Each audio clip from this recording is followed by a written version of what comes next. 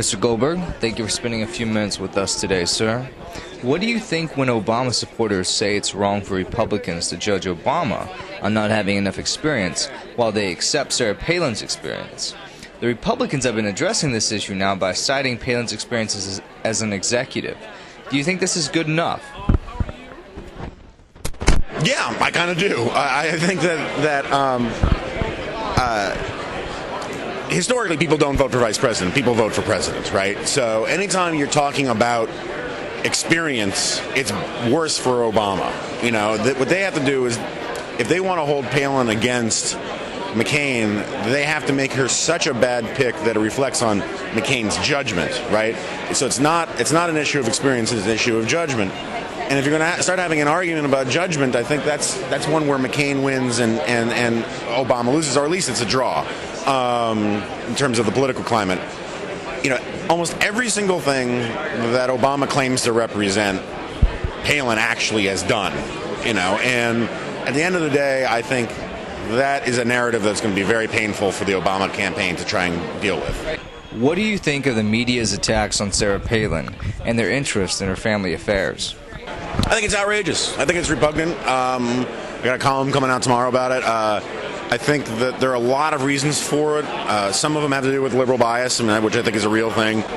Some of it has to do with simply the fact that the media sucks when it's surprised.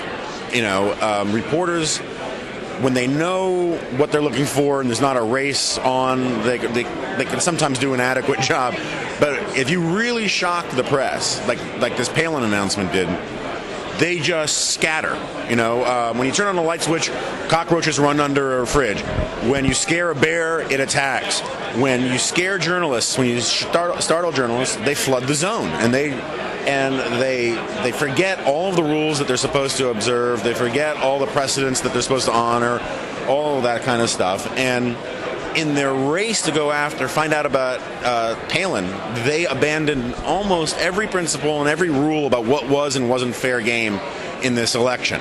And they're going to regret it for years.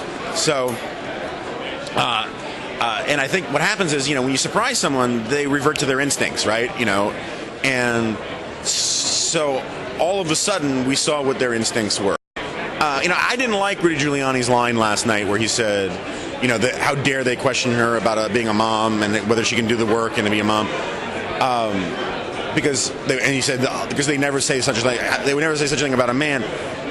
Rudy Giuliani is not a persuasive guy to be denouncing sexism and all of the rest, and that's not the double standard I care about anyway. The double standard isn't a double standard for one standard for women, one standard for men.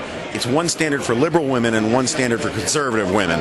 And Palin is being destroyed, or they're trying to destroy her, because they don't want to perpetuate the idea that you can be a pro-life conservative woman and an authentic woman. The feminists have been running on this idea that real women have to be basically academic left-wing, you know, types. And if you can actually shatter that preconception that sexual authenticity or racial authenticity, you know, Clarence Thomas isn't a real black because he's a conservative.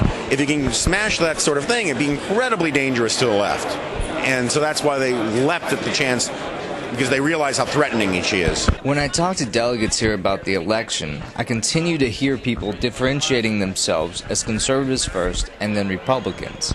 To me, it seems that the differentiation continues with the distancing of Bush and McCain.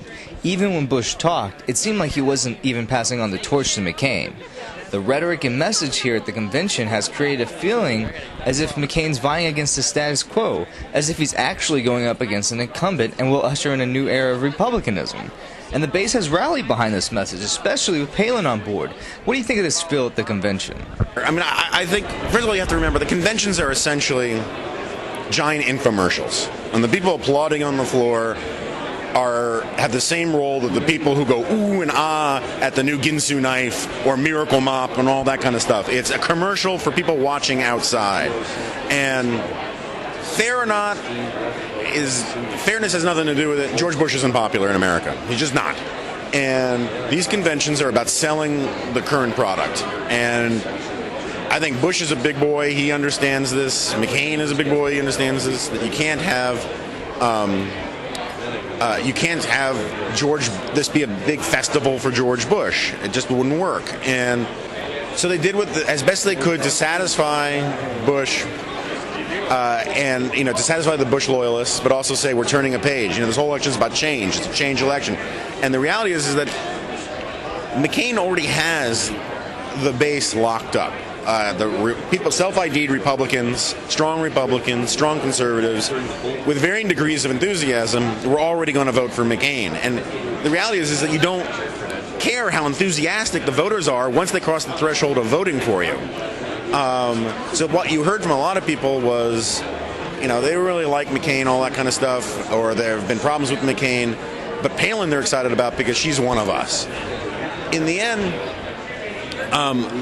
these conventions and McCain's appeal isn't to Republicans. It is to independents and moderates and swing voters and undecideds. Remember, undecideds are often the dumbest people in American politics. The idea that you have to wait till the last minute to figure out the difference between these people means you haven't been paying attention. It's not because you're this brilliant, independent-minded person who's weighing all the variables. It's because you're a moron if you can't tell the difference between these people. And that's true every year. So a lot of that stuff that you're getting has to do with the fact that a lot of these people are essentially props. They play other roles too for the party and all of the rest, but this thing is for selling John McCain, and if that means downplaying Bush, that's fine. If that means downplaying some of the conservative themes that we normally would like to hear, that I would like to hear, that's what they're going to do. And I'm one of these people who says, I don't take an enormous amount of pride about calling myself a Republican, but I'm a very proud conservative. The Republican Party is my party by default because it's the more conservative of the two parties. William F. Buckley always used to say that, his view on Republicans was he's for the most conservative candidate electable.